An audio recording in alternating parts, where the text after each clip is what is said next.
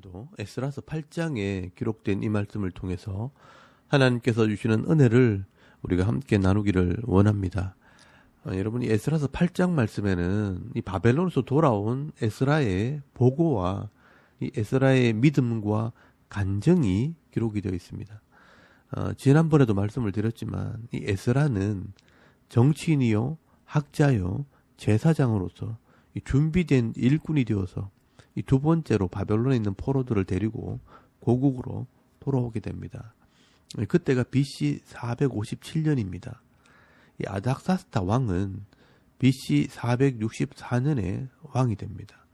이 에스라서 7장 8절 말씀에 보시면 이 에스라가 아닥사스다 왕 제7년에 예루살렘으로 돌아왔기 때문에 이때 연도가 BC 457년이 되는 것입니다.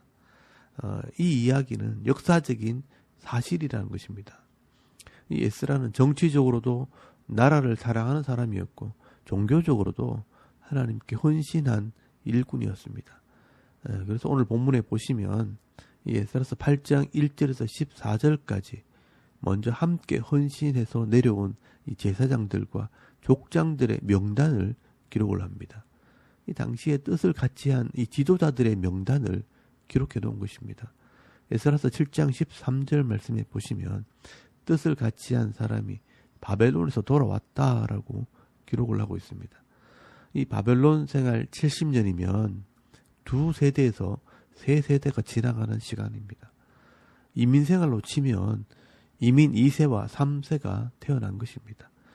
이렇게 외국에서 정착을 하고 두 세대나 세 세대가 지나가게 되면 그 자녀들 때문에 고국으로 돌아오는 길 또한 큰 결단이 필요하게 됩니다. 제가 알고 있는 분들 중에서도 이 외국에 유학을 갔다가 자녀들이 태어나면서 자녀들 교육 문제 때문에 결국은 돌아오지 못하고 자녀들이 남게 되는 경우를 많이 보았습니다. 그런데 오늘 본문에 보시면 이스라엘의 지도자들 중에 이 제사장들이나 족장들이 나라를 다시 세우기 위해 자신의 모든 삶의 이 기반을 버리고 다시 이 고국으로 돌아왔다는 것은 일반적인 상식으로 생각할 때도 나라를 사랑하는 사람이고 신앙적으로 생각을 해도 헌신된 사람이라는 것을 알 수 있습니다. 그래서 이 에스라스는 그 족장들의 이름과 이 자녀들의 이름을 낱낱이 기록을 하고 있는 것입니다. 역사의 이름이 남아있다는 것은 참 귀한 사람이라는 것을 의미하는 겁니다. 여러분 에스라서 8장 1절 말씀에 보시면 아닥사스다 왕이 왕위에 있을 때 나와 함께 바벨론에서 올라온 족장들과 그들의 계보는 이러하니라 라고 말씀을 하면서 2절 말씀에 제사장 비느하스의 자손의 이름이 기록이 되어 있습니다. 그리고 3절부터 12지파는 아니지만 상징적으로 12자손의 이름을 기록을 하고 있습니다. 전체 숫자는 1496명이나 됩니다. 그리고 이 이름들은 영광스러운 이름들이고 역사의 길이 남게 되는 이름이 된 것입니다. 그리고 이 15절 말씀부터 이 에스라는 바벨론에서 출발하기 전에 있었던 일들을 기록을 하고 있습니다. 이것은 제사장으로서의 사역입니다. 이 에스라는 2차 포로 귀환자들 중에 레위인들이 한 사람도 없다는 것을 알고 이 레위인들을 찾아 나서게 됩니다. 여러분 이 레위인들은 성전에서 예배를 도울 일꾼들입니다. 제사장이 아니면 이런 사람들을 데리고 올 수가 없습니다. 그래서 이 제사장이었던 에스라는 이 레위인들의 사명을 그들에게 깨우쳐 주는 것입니다. 그래서 15절 말씀에 보시면 이 에스라가 아하와 강에서 출발하기 전에 레위 자손이 아무도 없다는 것을 발견하고 이 레위 자손을 찾기 시작합니다. 지금 1차 포로 때 성전이 지어졌기 때문에 이 성전에서 섬길 일꾼들이 필요한데 이 레위인들이 아무도 헌신하지 않는 것을 보고 자원하는 자들을 찾아오게 되는 것입니다. 여러분 17절 말씀에 보시면 이 사람들을 가시바 지방으로 보내어 그곳 족장 이또에게 나가게 하고 이또와 그의 형제 곧 가시바 지방에 사는 느디딤 사람들에게 할 말을 일러주고 우리 하나님의 성전을 위하여 섬길 자를 데리고 오라 하였더니 라고 말씀을 합니다. 이 에스라는 가시바라는 지방에 사람들을 보내서 이 성전의 봉사의 중요성과 또 왜 레위인들이 가야 하는지를 설명을 했을 것입니다. 그래서 18절 말씀에 보시면 우리 하나님의 선한 손이 도우심으로 많은 사람들이 헌신을 했다라고 말씀을 합니다. 그래서 약 258명의 이 레위인들이 2차 포로 귀환에 참여하게 되었다라고 말씀을 하고 있습니다. 그리고 21절 말씀에 보시면 이 에스라의 간증이 기록이 되어 있습니다.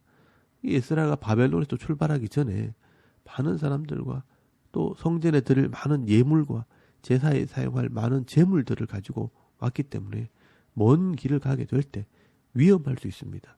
대적들이나 도적들을 만날 수 있기 때문에 예루살렘으로 돌아오는 이 길은 굉장히 위험한 길이었습니다.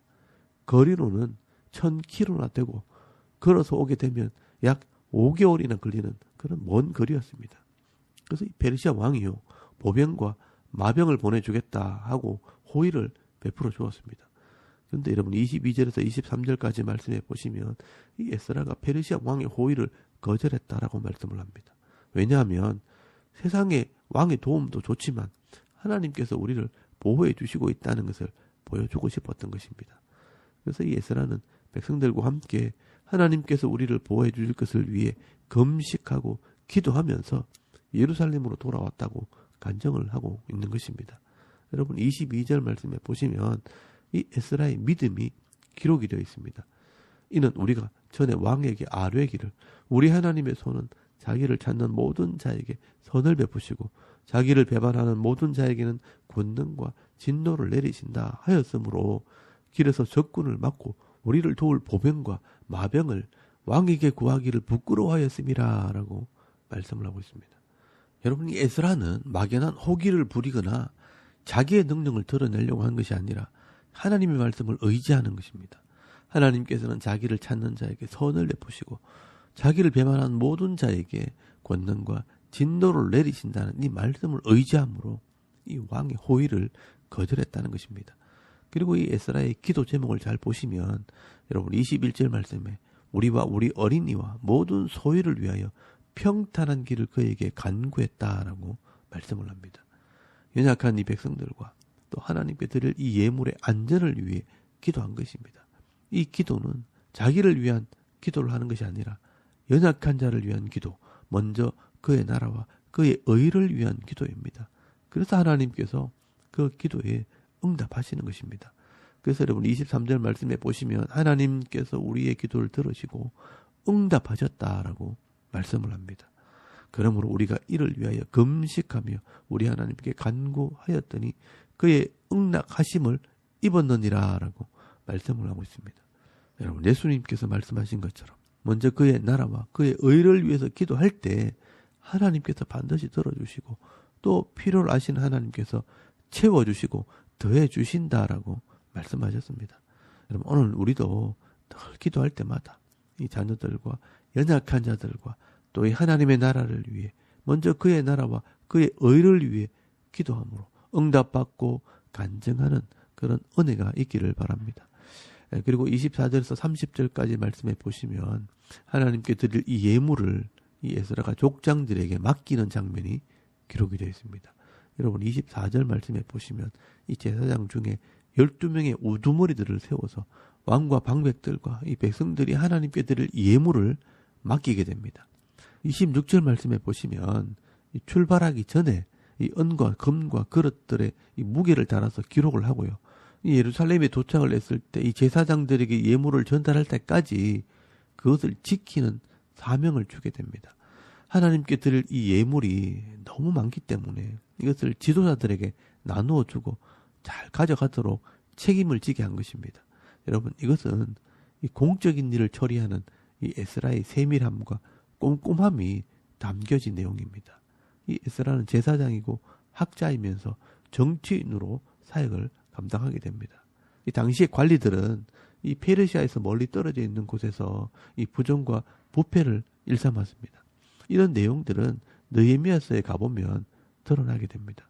여러분 느헤미야서 5장 15절에서 16절까지 말씀해 보시면 예루살렘에 먼저 내려온 총독들과 관리들이요 부정부패하는 장면들이 기록이 되어 있습니다. 누구나 이 금과 은을 만지고 돈을 만지다 보면요 욕심을 낼 수 있고요 또 악한 마음을 먹을 수 있습니다. 여러분 교회에서도요 재정을 맡았다가 이 범죄함으로 이 사람들에게 상처를 주는 일도 있습니다. 그래서 이 에스라는 많은 양의 은과 금과 이 예물들을 이동하면서 혹시나 있을 이 부정과 부패를 막기 위해 무게를 달아 기록을 하고요. 그것을 지키라고 명령을 내리는 것입니다. 여러분 28절 말씀에 보시면 내가 그들에게 이르되 이것은 거룩한 예물들이라고 말합니다. 그리고 29절 말씀 끝에 삼가 지키라라고 명령을 내립니다. 한 사람씩 무게를 달아서 맡기고요. 또 마지막에 이 전체 무게를 달아서 확인을 합니다. 여러분 34절 말씀에 보시면 그 무게를 달아 전달할 때까지 책임을 맡은 자들이 물질의 유혹을 받지 않도록 철저하게 관리를 하고 있는 것입니다. 그리고 그 모든 것이 잘 전달되었을 때 하나님께서 도우셨다라고 고백을 하는 것입니다. 여러분 31절 말씀에 보시면 첫째 달 12일에 우리가 아하와 강을 떠나 예루살렘으로 갈새 우리 하나님의 손이 우리를 도우사 대적과 길에 매복한 자의 손에서 건지신지라라고 말씀을 하고 있습니다. 여러분 이렇게 에스라는 철저하게 말씀대로 순종을 하고 또 자기가 할 수 있는 정직함으로 최선을 다하면서 기도할 때 하나님의 선한 손이 우리를 도왔다라고 간증을 하는 것입니다. 그리고 이 예루살렘에 도착을 했을 때 이 에스라는 번제와 속죄제를 드림으로 하나님을 예배하고요. 또 36절 말씀에는 왕의 조서를 총독들에 전달하고 또 성전의 일에 봉사했다라고 말씀을 하고 있습니다. 여러분 오늘 이 짧은 이 성경 구절이지만 이 에스라의 강직한 성품과 또 그의 성실함과 또 그의 신앙의 모습이 잘 드러나 있는 것을 보게 됩니다. 하나님께서는 이런 사람들을 지도자로 세우실 때 많은 사람들이 평안을 누리게 되고요. 또 그 어려운 시절에도 하나님의 선하신 손이 함께하고 있다는 것을 인정하게 만드는 것을 보게 됩니다.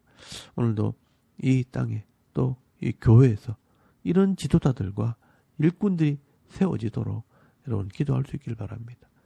그리고 오늘 저와 여러분도요. 여러분의 삶의 현장에서 이 에스라처럼 분명한 이 말씀의 지식을 가지고 정직함과 성실한 삶을 살아가게 될 때 하나님의 살아계심을 증거할 수 있는 그런 성도들이 되시길 바랍니다. 그래서 하나님의 선하신 손이 우리와 함께 하고 있다라고 간증하며 살아가는 저와 여러분의 이런 영적인 삶의 모습이 되실 수 있기를 주의 이름으로 축원합니다. 아멘. 우리 잠깐 기도드리겠습니다. 오늘도 내게 주어진 이 삶 속에서 성실과 정직함으로 일할 때 하나님의 살아계심을 증거하는 성도가 되게 하옵소서. 또 이 나라와 이 민족을 위해 또 교회 속에 이 신실한 일꾼들을 세워 주옵소서. 기도하고요. 여러분의 가정과 자녀들을 위해 중보기도 하시고 또 개인의 기도 제목을 따라 기도하고 오늘 하루 삶을 또 시작할 수 있길 바랍니다.